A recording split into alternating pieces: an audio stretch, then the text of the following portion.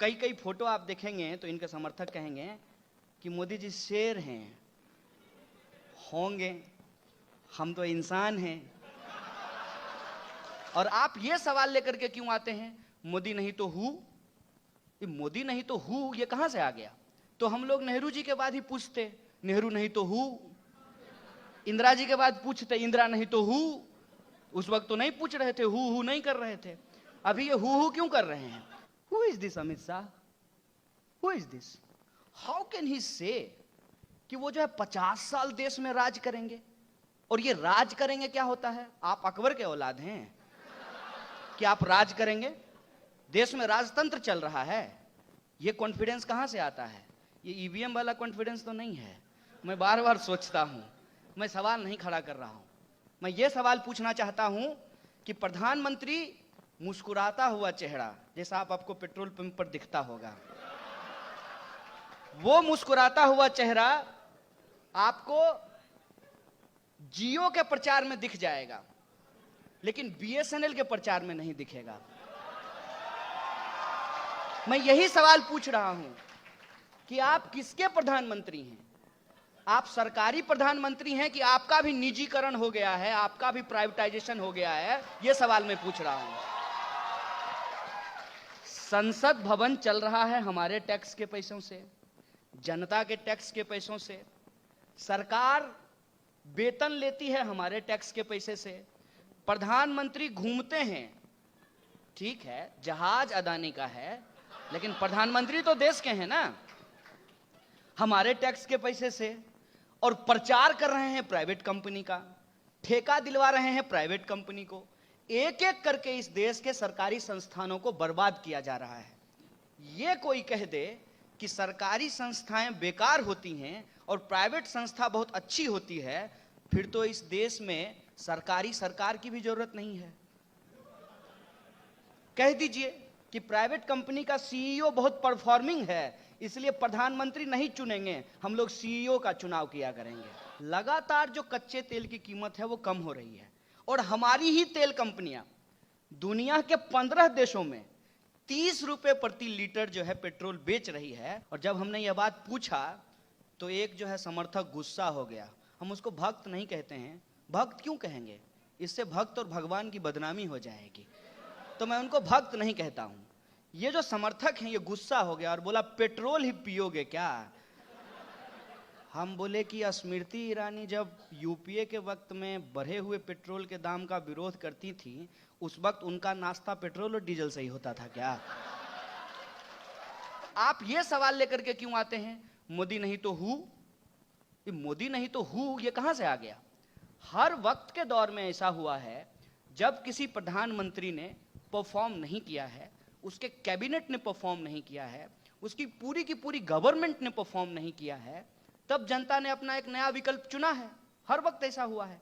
अगर ऐसा नहीं होता तो हम लोग नेहरू जी के बाद ही पूछते नेहरू नहीं तो हु, इंदिरा जी के बाद पूछते इंदिरा नहीं तो हु। उस वक्त तो नहीं पूछ रहे थे, हु नहीं कर रहे थे। अभी ये हु क्यों कर रहे हैं? अभी हम ये हु इसलिए कर रहे हैं क्योंकि हमको लोकतंत्र का बेसिक चीज में भरोसा नहीं है। अब कई कई फोटो आप देखेंगे तो इनके समर्थक कहेंगे कि मोदी जी शेर हैं, होंगे, हम तो इंसान हैं। और आपने कभी शेर को, किसी इंसान को गले में जंजीर बांध करके मॉर्निंग वॉक करते हुए देखा है? ये काम भी इंसान ही करता है। आप इंसान हो जाइए और आपको जो जिम्मेदारी दी गई है आप वो निभाइए, नहीं तो फिर इलेक्शन करने की क्या जरूरत थी?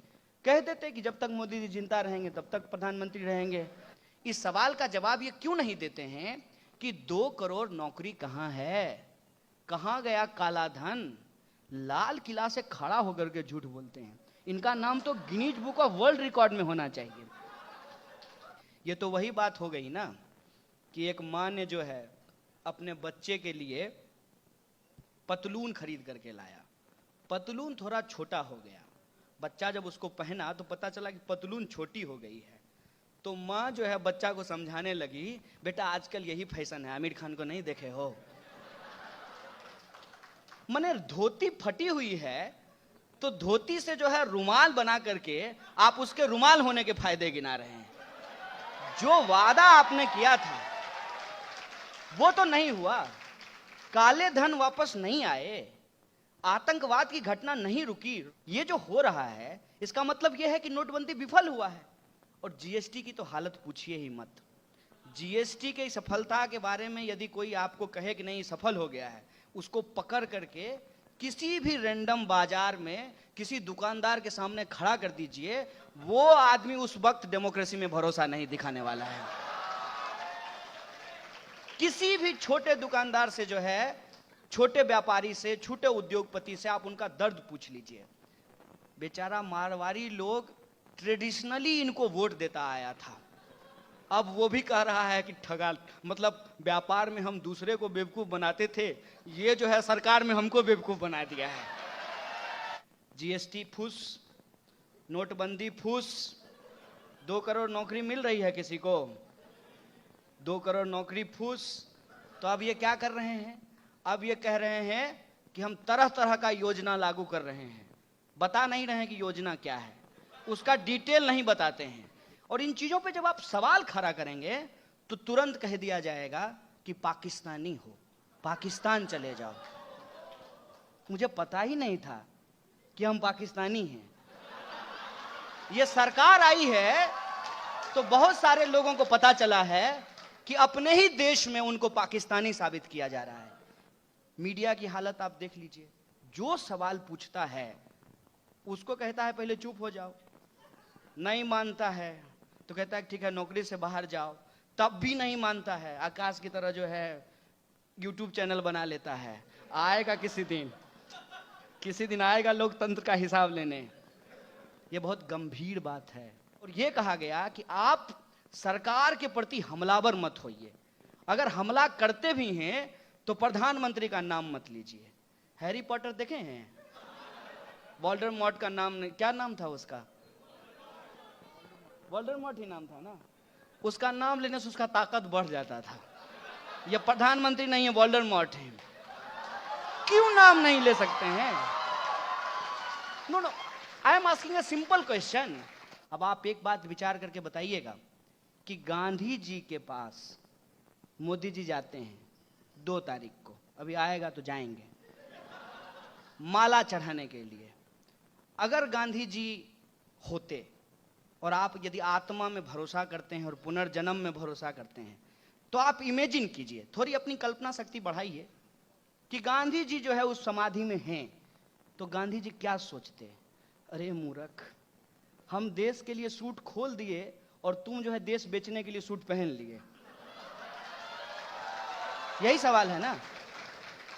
गांधी जी तो सूट पहने हुए थे, बैरिस्टर थे, विदेश में जाकर के लॉ की पढ़ाई की थी। इनकी पढ़ाई के बारे में मैं कुछ नहीं बोलूंगा,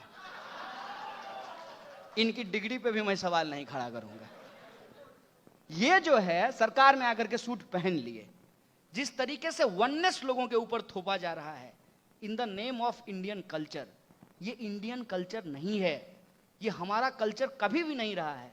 इस देश में राम भी अलग अलग रहे हैं, तुलसी के राम, कबीर के राम, रहीम के राम, अलग अलग तरीके के राम रहे हैं।